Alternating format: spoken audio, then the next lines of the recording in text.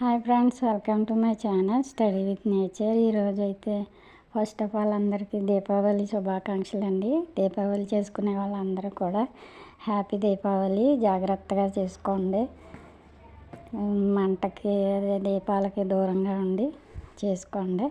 Happy Deepavali అండి. ఈరోజైతే మా టెర్రస్ మీద ఉన్న ద్రాక్ష పాదుకి కాపు అయిపోయిందండి. లాస్ట్లో ఉన్న చిన్న చిన్న గుత్తులు అయితే తీసాను. చూడండి, అందరూ చిన్న చిన్న గుత్తులు లాస్ట్లో ఉన్నాయండి. ఇదైతే పెట్టాను సరదాగా చూస్తారని.